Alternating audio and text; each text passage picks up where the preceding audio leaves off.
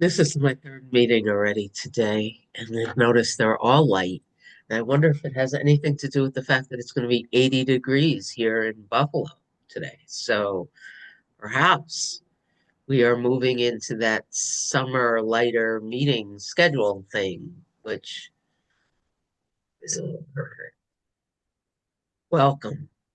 It is May 12th, 2025. I'm so happy that Josephine just walked in too, because it feels like hot minute since I've seen her. This is Cindy at an open door. This is the hour that we've entitled Where the Rubber Meets the Road, where we're given, an area of Course in Miracles, and we talk about how to use it in our day-to-day lives.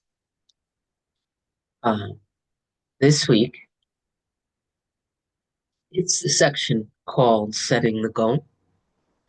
There are a couple lines that I'm going to read, then I'm going to play a song, and then I'm going to read them again, and then I'm going to tell a little story, and then I'm going to open it up to Andrew, and then the rest of the group.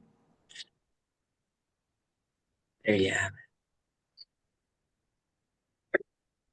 Setting the goal.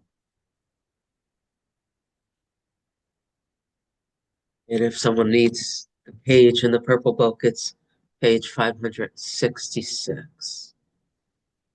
William's here too. It's amazing. I go away for less than a week, and it feels, and then I come back and certain people weren't around in those meetings I was in last week, and I feel like it's been way too long since we've spent time together. So it's good to have you here, William.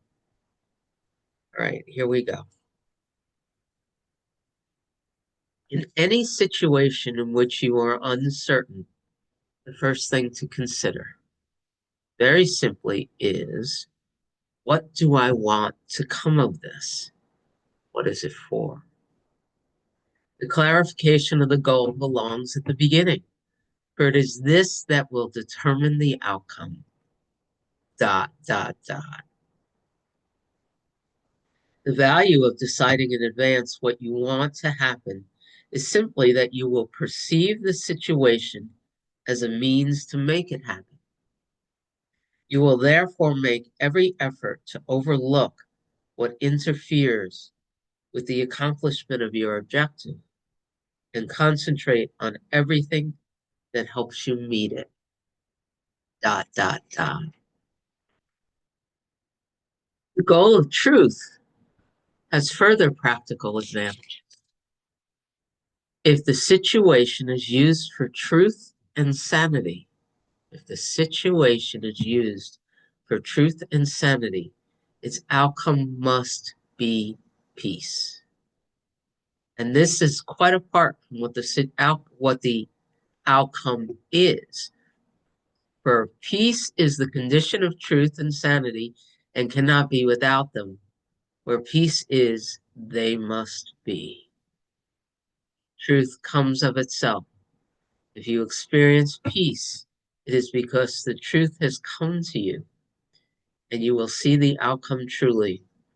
For deception cannot prevail against you, and you will recognize the outcome because you are at peace. Now, the song. Welcome, Amy. I saw you sneak in while I was reading. You cannot sneak. Your presence is way too large.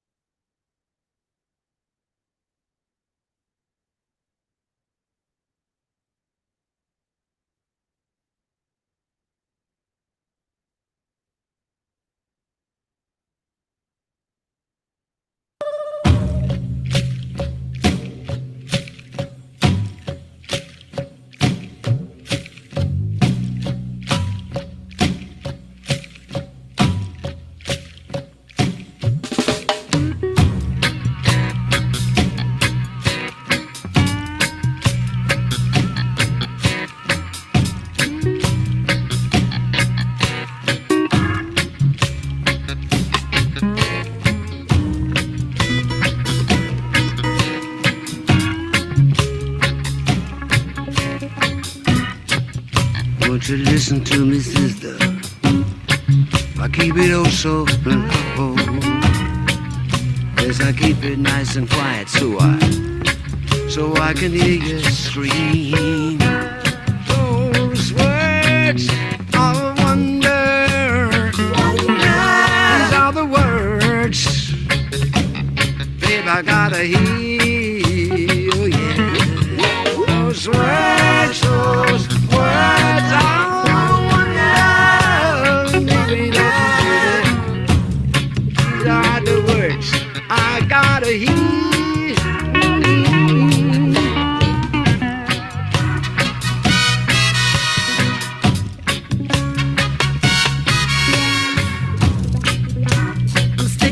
You, baby, till I arrive. I'm out there, a quarter alive. A little bit is missing. I wonder where it's gone. The words are the words of wonder. These are the words I got to hear. These words are the words of wonder. These are the words I got to hear.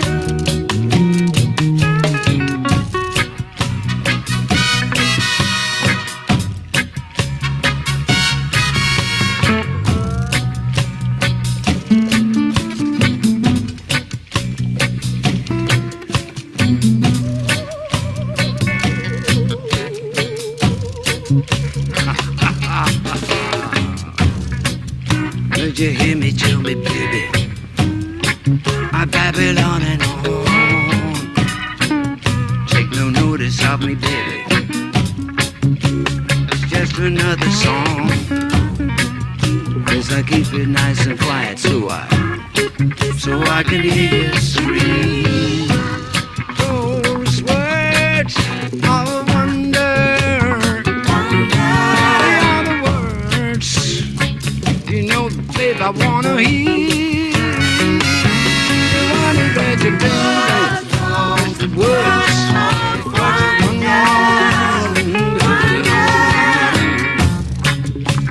Yeah, they're the ones I wanna hear.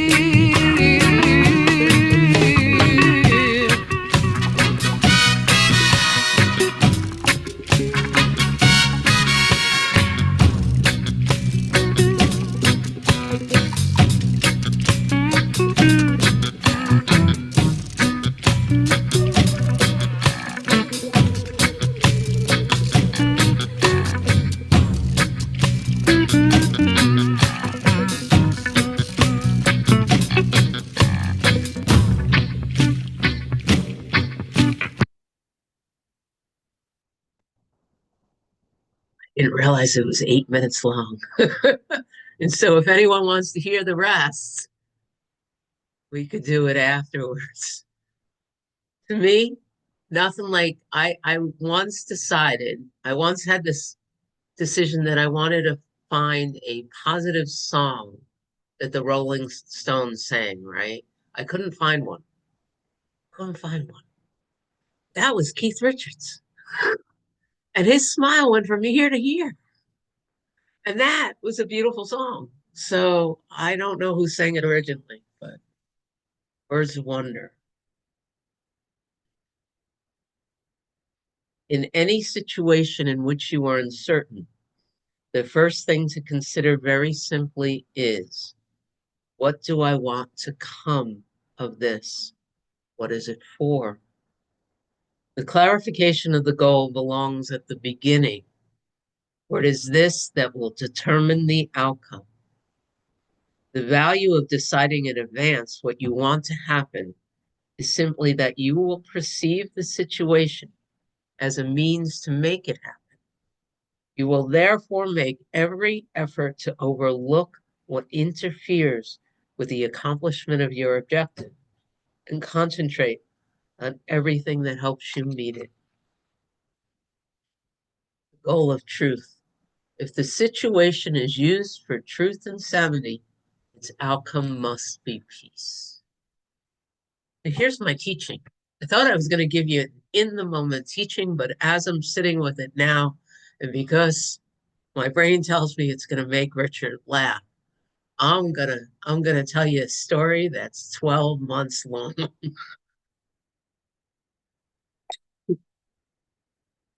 Everything about my life over the last couple of years has been dedicated for truth, self-realization.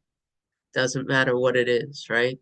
And it doesn't matter that in the moment I'm having whatever experience with it I'm gonna have, right? It didn't feel good that Emma's car got stolen 3 times in 12 months. It didn't feel good that I went, what, the better part of 6 months, probably 8 months over the course of 12 months without a car, right? But every day, you've heard me talk about it. Anyone that's been around, you've heard me talk about it more than once. Didn't always feel good, but we set an intention. I continually, how quiet can I get with this? How much can I learn from this? What is the lessons that are coming from this? Now, I continually set the goal. I can see that now, even in the moment, right? No matter what was going on, how present can I be with this?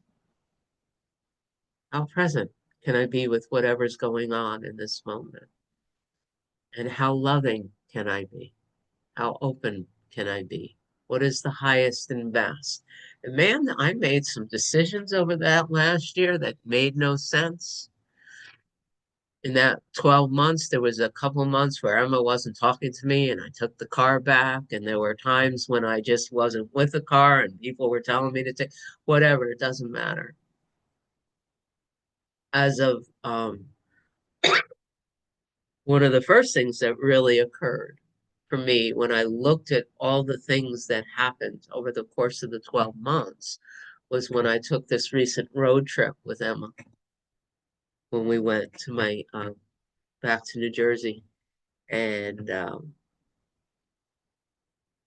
we ran into some traffic. We ran into this. At one point, a pail hit the car and we cracked the bumper. And no matter what happened, no matter what my mother did or didn't do during those 3 days, what I noticed was a different Emma, calm, peaceful. I think I told you guys the story about when she looked at me. Some of you heard this. At one point, my mother was starting to really get to me. And Emma just looked at me and smiled and said, "Mom, breathe through your feet." Well, she had to say. The entire group started, everyone but my mother started laughing. And my other daughter just looked at me and said, "Yes, Mom, we listen to you." That's Emma. Breathe through your feet. And then we're driving back and the bumper cracked and, all things are happening. And she just looked and said, "Well, that just happened." Man, my daughter before this experience wouldn't have been like that, right? There was no anxiety. There was no nothing. And I'm looking at her going, man, if all it took was having your car stolen 3 times in 1 year to be so at peace with what is, well worth it. And then we come back, and this same daughter who supposedly had social anxiety issues um, walked into a car dealership by herself, made arrangements for the loan by herself, is currently dealing with insurance issues, but found an insurance company and is now driving her dream car, a 2020 Subaru. And as of Friday evening, I have my car back. Um, and I realized that she is a completely different human being, and my understanding of her is completely different than it was 12 months ago. Step by step, Cindy wouldn't have wanted any of that to happen, right? And yet I brought it, we kept bringing it to this meeting, these meetings. Every day I wake up and my desire, I'm using I'm using verbiage from the guides now. So Cindy's desire generally is to be assumed, consumed by the monad, is the guide's words, or to know myself as an extension of God. You know, Joel Goldsmith says that what we are is individuated expressions of the divine. It's never Cindy being God, it's always God expressing itself as Cindy. And my goal is to know that in every moment and to be an expression of that. And so it's really neat to know that we can set the intention. And even though the personality is going to be pushed around, however it's going to be pushed around in the experience of life, coming back to that intention over and over and over again. At this point, I look back over those last 12 and a half months, 12, 15 months, whatever it is, and realize that saying yes to the teachings, saying yes to that intention shifts the world. I just know it does, or shifts my expression of the world. So that's my big story. My in the moment story, which is so interesting, again, setting the intention. And this time I had the teaching fine, like well in my purview. The body's been dealing with physical symptoms for, I don't know, since last Wednesday, and some of them have been pretty intense. And um, but it was interesting. Here's the subtle example of this teaching. I needed energy to call to wish my mother happy Mother's Day yesterday. I just did. My brain's not fully working and clarity's not there. And I called my mother at a specific time. The conversation took less than 4 minutes. She's getting ready for a big barbecue. And in about 2 or 3 minutes, I heard that the garbage disposal wasn't working. And my sisters are not allowing her to climb the stairs, so she can't bring down this specific table that she needs to set everything up. And life sucks because she can't. And then the conversation was over. In the 3 minutes, she didn't ask me how I was. She didn't notice it. Like there was no focus on me or great to hear from, none of that. And I got off the phone and I heard the thinking mind want to go there. Damn, I feel like shit. And I called to wish my mother a happy Mother's Day, and not once did she even notice. And I started that, and then it got interrupted like a switch because I was getting ready for today. Because I was getting ready for today. And I heard it in my head. What do you want? Well, I want to be loved. I want to be assumed, consumed by the monad. I want to be self-realized. And can I use what just happened to see the part of me that wasn't that? And I said, yep. And can I tell you that yesterday I just watched it drop? And I just loved that my mother was going to have this barbecue, and I went and took a nap. But it was knowing that I was preparing for this meeting yesterday. That's one of those subtle moments, my relationship with my mother that's been going on for a really long time. Getting ready to show up with this teaching is what stopped that part of the mind short yesterday. And it was so easy to just let that script. It's a script that's what, I'm 62 years old. It's a 62-year-old script. It just dropped as soon as I remembered what I wanted. So that's what I got. Andrew? Yes. Hello, everyone. Great to be here. I love you all, and it's wonderful to see you.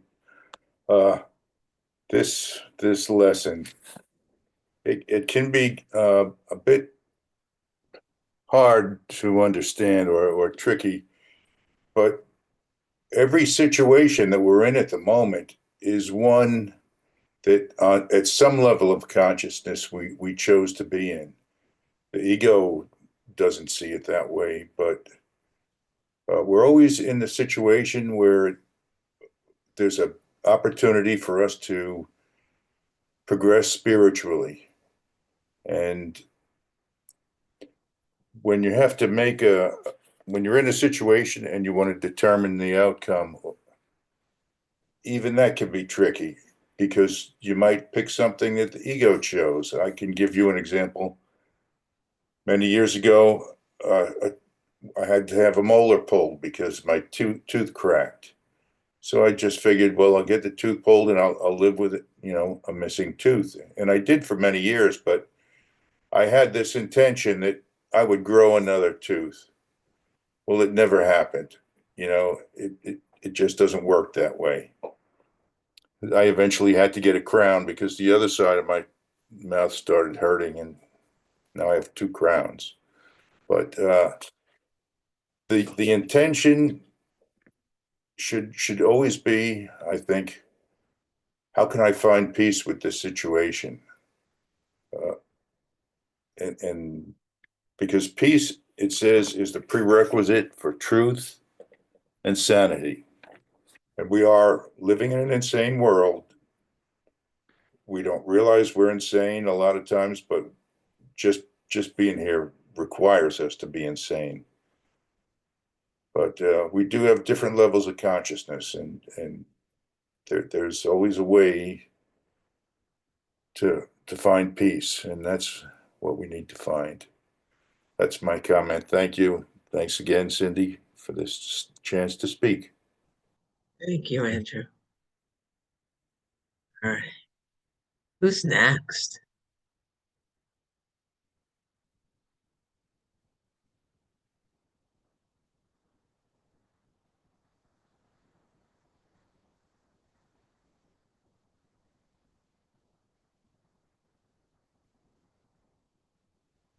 Andrew again.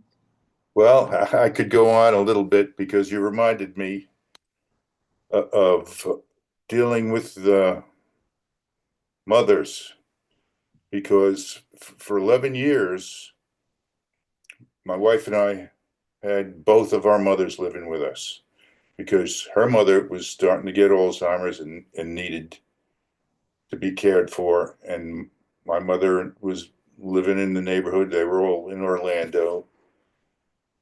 Both my kids were still home. My daughter was graduating high school that year, but we had to take them into our little house, sell each one of their condominiums, find a house that had 5 bedrooms on one level, which wasn't that easy, but we did find one.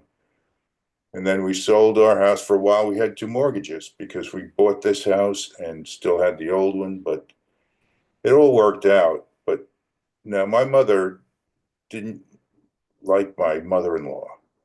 She would listen, and when they were together, they'd be civil. But when it was just my mother and I in a room together, and she would just complain and complain and complain, and it drove me crazy. But and I knew that was going to happen. But fortunately, I mean, this sounds bad, but fortunately, my mother-in-law's Alzheimer's advanced where she wouldn't speak anymore, and then there was no problem with, that irritating my mother, and then she complaining to me. But they're all gone now, and it's now we're empty nesters. My wife and I are living in this 5-bedroom, 4-bathroom house on our own, and I'm retired. Life is pretty good right now. I just thought I'd bring that up because it got quiet for a while. Thank you. Thank you, Andrew. The temporary nature of what is an interesting thing, when we're complaining about whatever the story is. Hey, Rana. Hello, Cindy. Hello, everyone. Happy Monday. Grateful to be here. So this has just been, the perfect opportunity. I was sharing with a couple people before the meeting. We're having a new master bathroom put in. I'm very excited about that. But it's great to know that I can choose peace instead of this, fill in the blank.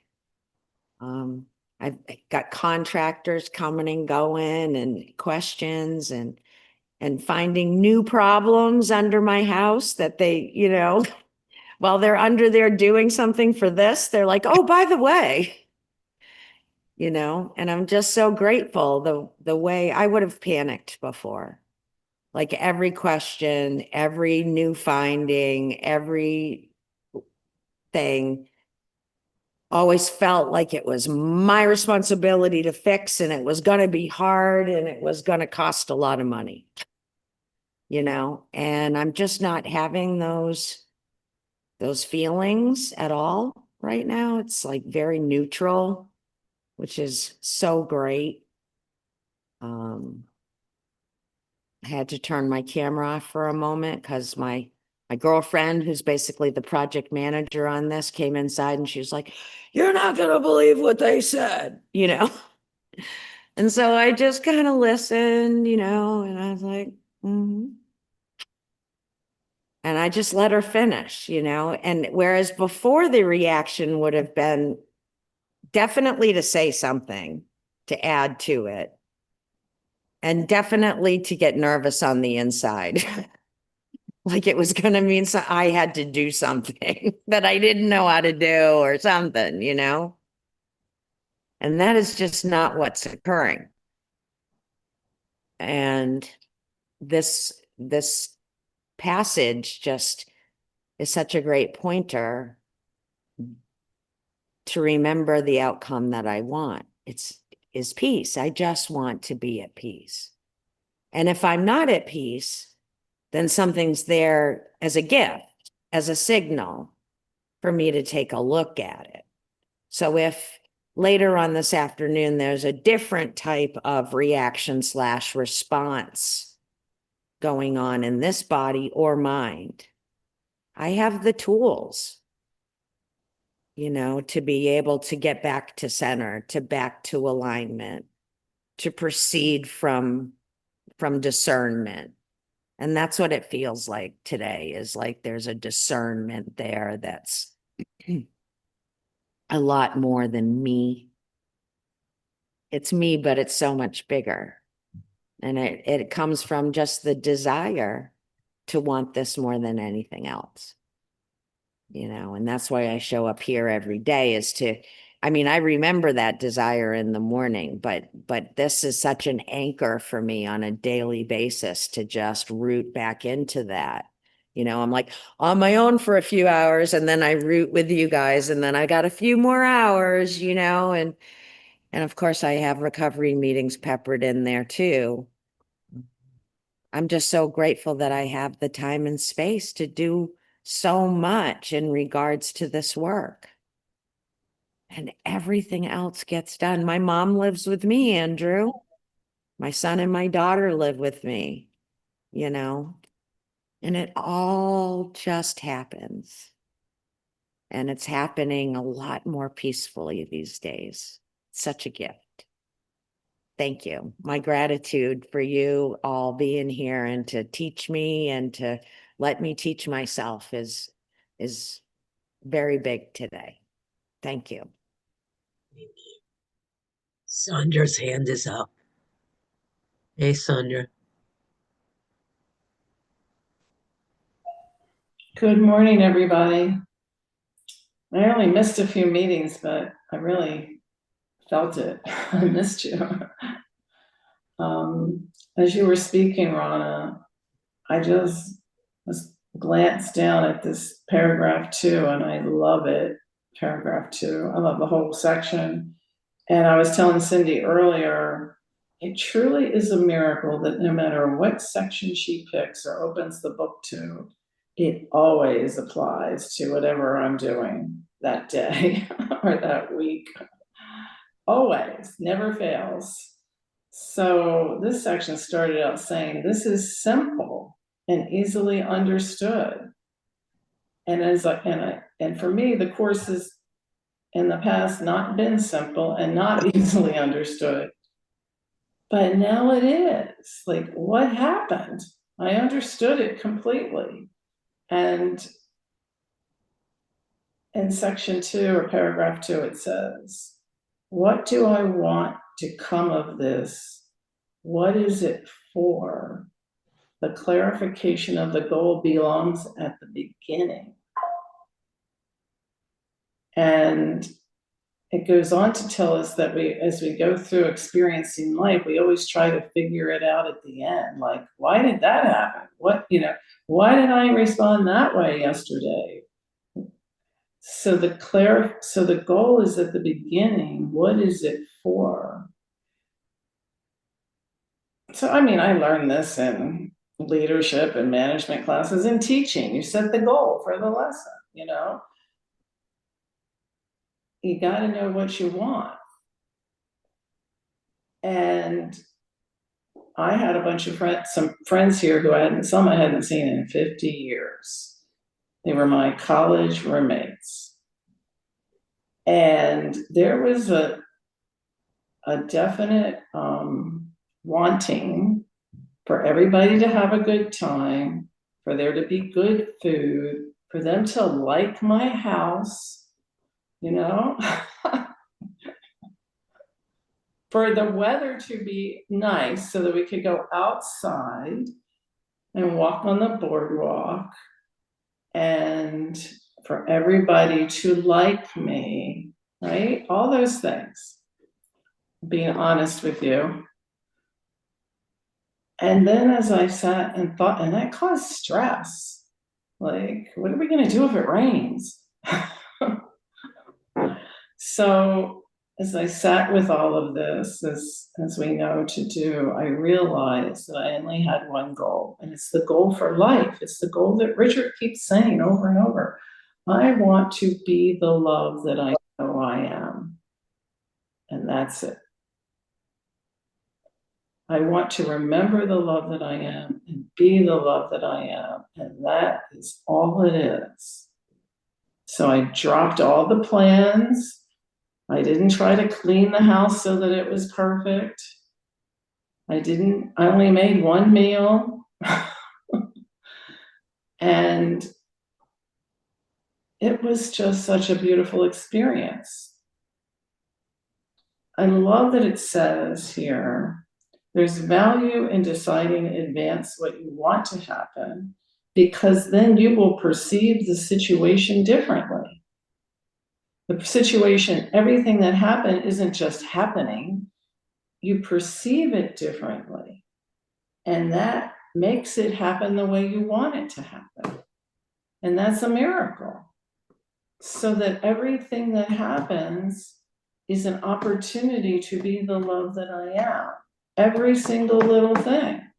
Even one of my friends who had a little trouble walking, and not everybody kind of wanted to take walks and see the pretty nature. And one friend was having trouble, and it was like, she said, go ahead without me. And I said, absolutely not. I would rather be with you than do anything else.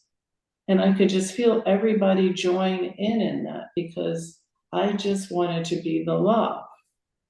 And it says you will make every effort to overlook what interferes with that. It says that right there. So simple. And so true. Truth jumps off of these pages at me. It's like, wow. It's like, yes. And that you sort out the truth from the false, and the situation, and no matter what the situation is. By the way, it did not rain, which I was grateful for. But I was more grateful that I had these beautiful women that I got to know in a new way after all these years, and discover that the essence of each one is still the same.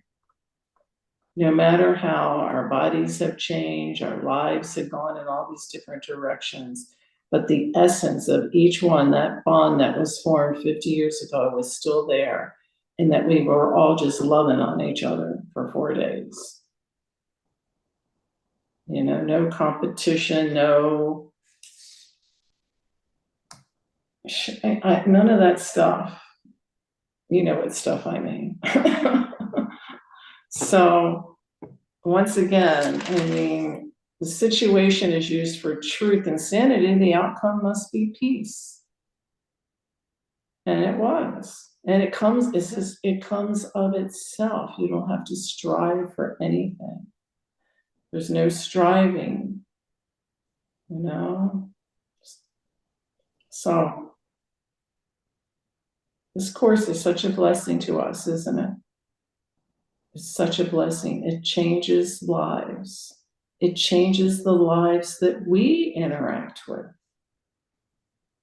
It just kind of sprinkles joy around you. If you believe it and you do what it says, that's all it is. It is simple. Make it too, my mind wants to make it complicated. So glad to be back with you all. I started using Libby's y'all. I like that. Sprinkles sparkles. Amy, Rana, it's so good to be like here. you too. And I started getting sick this weekend and I thought about you and God, Cindy, once again, you know, you just pulled something out. This is so good. And I just want to echo Sandra's thoughts about the course. It's just this never-ending multi-dimensional wellspring of the truth. And I just have a couple things I want to say. One is Indigo, I draw on your wisdom every day. Like there's one lesson out of this, out of this entire teaching, which is, what is the goal? The goal is to recognize that everything is for me. That's the only goal. It doesn't matter what the lesson is. It doesn't matter what I have to learn from it. It doesn't matter who's involved. It's just now in this situation, everything is for me. And to flow with it. And so what I'm really trying to do with this is to let the energy, almost to see my body and the whole, everything as this porous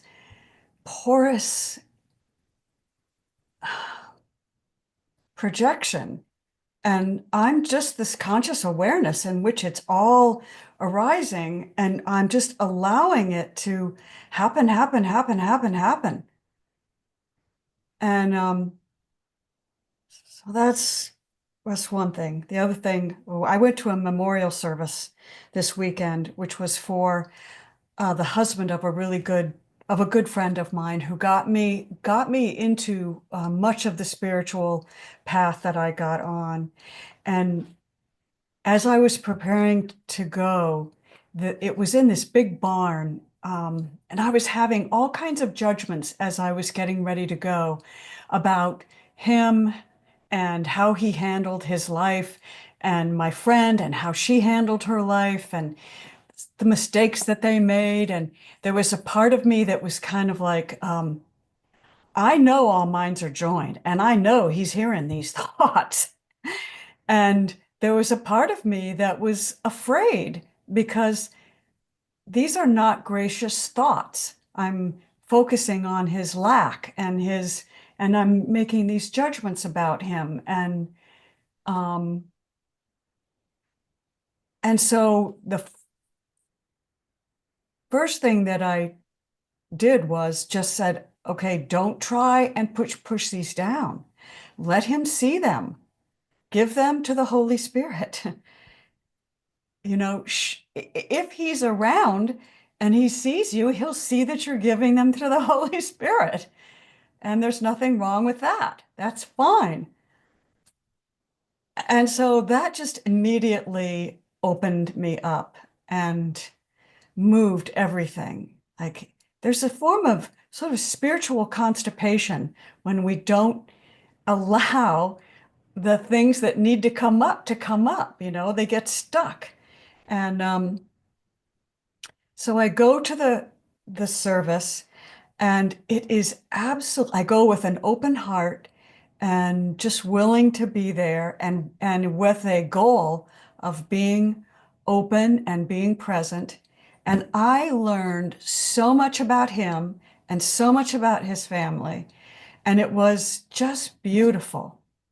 And I'm still reverberating from that service and what I learned about him and what a beautiful soul he is, and what a beautiful soul my friend is. And they were together for 65 years. They met each other when they were 15. She was 15 and he was 17.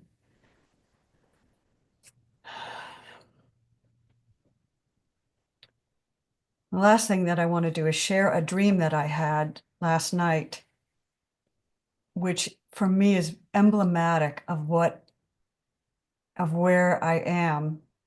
And in the dream, it's very short.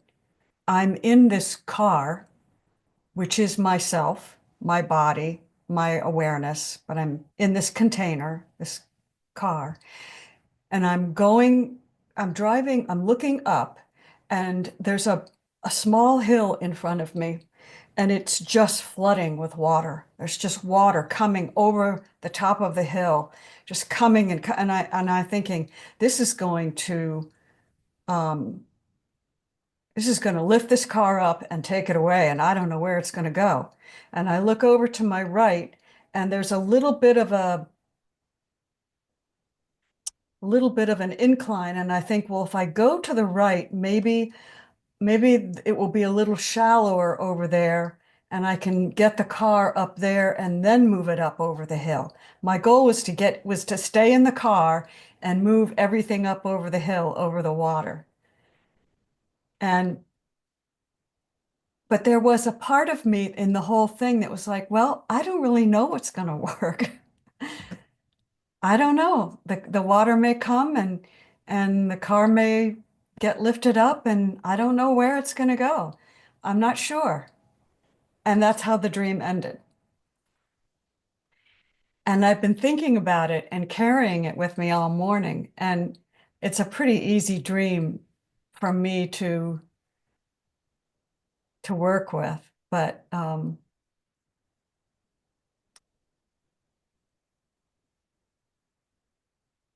it is for me a symbol of what all of us are doing, which is to be in the moment, to be carried away by this enormous force that we're a part of, but we don't know what it is, and we don't know where we're going.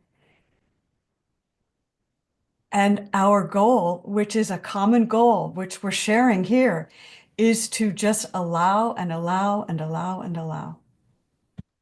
Even as we don't know, even as we are experiencing trepidation or worry or anxiety or fear, whatever it is, but just to allow it and allow it and allow it. And I want to just reiterate what Sandra said, because it is here that I can say these things.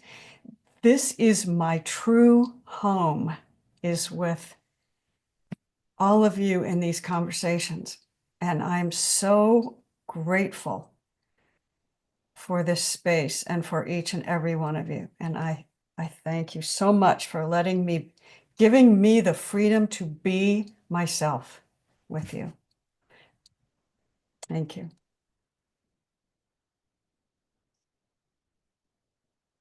Beyond words. So all I have is, William, it's so good to be here with you. Well, yeah, it is really good. It's good. The past 4 weeks have been quite a journey, and even being here today reminds me of part of this journey, spending 2 weeks in Germany with my wife and her sister and nephews and people. But what I'm seeing ahead of time, the intention to see the good. So we go to a wedding of 200 people with my daughter. People, it's a huge wedding. Meeting all kinds of people, being around what I see so simple that when I'm having a good time, quote, when I'm seeing the good in everybody, I'm just seeing fun, I'm seeing laughter, I'm seeing love. And new people, it's hard for me. Your name, you're connected, and that write down later, trying to help my memory. It's just that connection with all these different people, and how some go really deep just in a few minutes with some of these young, vibrant, loving guys and women. But it's I touch the silence in both of us. And it's like, oh, and there's a reaching out like, oh, we might want to do this again or talk, Zoom, whatever. But it just seems like there was for a week of parties, celebration. Lots of people. Then I get to Germany with the niece and nephew. Golly sakes, I tell you, I just, what's happened is something has happened inside where I've experienced so much love. To be with someone who became my teacher, my niece. She is just so loving. Talk about her whole life is of giving, serving. She's a doctor, mother, but always smiling. Never hear a complaint. Never. Even the people who talk about her, takes care of her mother-in-law, so forth. It's just that this is a person that is just so present and always, no matter what it is, it does not matter. And what I got from that, it's just this reminder that I think my wife and I, we just were in this cocoon of love, and how in the world, and feeling so grateful. And it's so interesting that in my body, my feet are swelling, circulations, whatever. It's like my body's changing. I guess maybe I'm getting older. I can't do what I used to do. I get winded. I just am so, it's so different from my active life I've known. Push that aside. When I'm with these German speaking people, I don't understand, and they're laughing and joking. I can feel the loneliness in me. I feel connected to their love and enjoyment, but I don't know what their words are saying, so I never know when the punchline comes and everybody's joined in that punchline. But I guess what I'm pointing at is that sometimes Is it? I was Oh, yeah. We lost you for a second. At least I did. I could hear you oh talking, but I couldn't hear what you were saying. okay. Well, the words. I guess that's a good indication. It's just so meaningless. The words. As I listened to my nephew, he was talking on and on and on and on, and I was just looking at him, and I did not even hear his words. I was just loving him. The words, and what I see the difference when I get caught up in the words, whether feeling lonely or judgmental or whatever, versus just being, just being, just this cocoon of love that's there. So it's a contrast back and forth. And so that's what I felt. And so here, could I just like to erase all these words, forget them. I just had a wonderful time.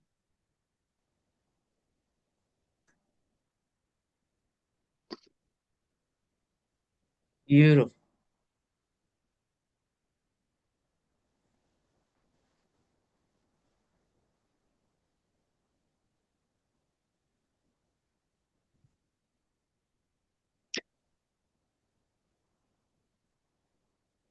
And that's what I have still connected with all those people.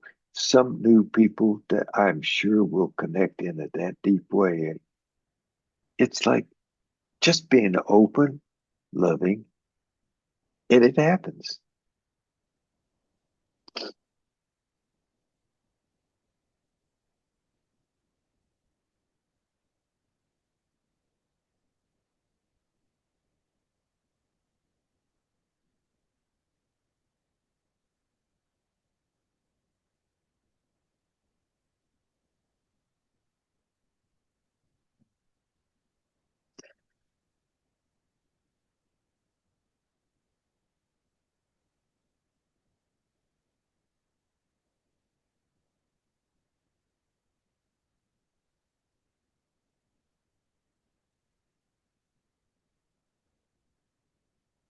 I was going to call on Richard whether he raised his hand or not, so you must have known that.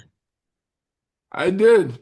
I did. I figured I might as well raise my hand because sooner or later Cindy's gonna go, where's Richard? So love you all. Great to be here. Great shares. And William, I have to say, I love listening to you because you're always in the moment. You're always sharing a moment, not a past or a future, just what is right now. And that's so wonderful to hear. Because I seldom do that when I share. I'm talking about my understanding of the course or this or that. And I was bombarded again today by what you had us read. And I thought, well, I know when I started my journey, when I first joined a 12-step program before I found the course, I did the 5 whys. What do I want? I was trying to figure out what I want to do with my life. What do I want in life? And I did the 5 whys. I think my first question was, I want to be financially independent. I think that's where I started. And that's why. And I went on from that. And by the time I got to the 5th why, the answer was, I wanted peace of mind regardless of what was going on in my life. That's what I really wanted. So, and then I found of course, by that, then I found the serenity prayer, and serenity became peace for me. And then I found the course, and the course said, the purpose of the course is to teach you to be at peace every moment. I went, well, this is the perfect fit for me. So I have a 12-step program that says, in order to get rid of my addiction, I have to be at peace. And the course says, if I want to be the love that I am in truth, I have to be at peace. So a game on. So here it is 30 plus years later, and I'm still learning the course, obviously. I'm still learning everything. But I listened to today and I thought, okay, I want the peace. I've taught by the course that we made the world as a classroom to remember who we are, and we have all these lessons to learn when we experience being the separate self. in order to remember who we really are. And our willingness to have this remembrance waning, comes and goes over our lifetime. But so I thought, well, when I choose the Holy Spirit, and depends on what you believe the Holy Spirit to be, then you end up with peace of mind and the truth and the joy of being in the world, having the experience we're having. But if you choose the ego, may or may not have the outcome you wish for. Peace may happen, but most of the time it doesn't, and you suffer. So, and that referred me back to the classroom. The life is a classroom where we can learn to choose again. So, and then the day's lesson is one of my favorite lessons. Because normally when you choose the ego, which I do all too often, I'm in the world. I'm a separate self. I believe the world is real. I believe Richard is real. And then I have issues come and go. And last evening, for example, I was thinking of, and again this morning when I woke up, I was thinking of a friend of mine. We have an issue. And I was getting in my analytical mind, I was trying to analyze the program. And I finally said, enough of this. Spirit, I'm giving you this. I don't want to analyze it anymore. I just want to let it be. I'm just going to love them regardless of what is going on. And I'm done. And immediately peace returned to my mind. So it really does work. And today's lesson, because we always choose the world when we choose the ego. Paragraph 6 in today's lesson is one of my favorite quotes of the course, so I'm going to share that with you. But it is pride that argues that you have come into the world, come into a world quite separate from yourself, impervious to what you think, and quite apart from what you chance to think it is. There is no world. This is a central thought the Course attempts to teach. Not everyone is ready to accept it, and each one must go as far as he can let himself be led along the road to truth. He will return and go still further, or perhaps step back a while and then return again. So I have to remind myself all the time, there is no world. And so that's all I got. I love you all. Thanks for letting me share. Man, I love us. And I'm even allowing that to be a paradox. There was a period, I don't remember now if it was this morning or yesterday, when I was sitting with this hour, and I kept hearing in my head, you can't tell them that. Some version of, you can't share it this way because, how will it respond? Like some version of that. And then right on the cusp of it, there is no other. There is no other that you're sharing to, Cindy. And there was a deepening into this recognition that, at least here right now, I've hit this part of the journey where I have to hold myself deeply responsible for my inner thinking process relative to everything I do and why I'm doing it. Especially when it comes to an open door, as a matter of fact. It's easy enough to hold like the kids and my mother and all the stories we tell, but how often am I sitting here in planning for how we are doing in an open door when there is no we. I love us, yes, but in the inner, if there is no world, there is no world, which means there's no me and you. There just is.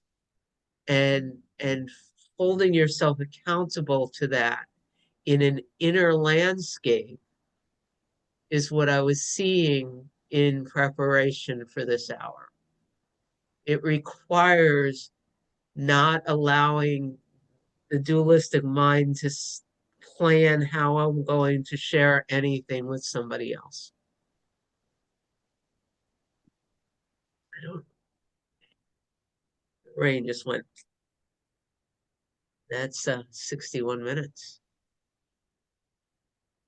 So I'm going to stop the recording. I love us. We do, for anyone who wants to, we're going to listen to the guides in 2.5 hours. And then tomorrow at 10 a.m. is training wheels and 12 o'clock is 12 stepping. And I am going to stop the recording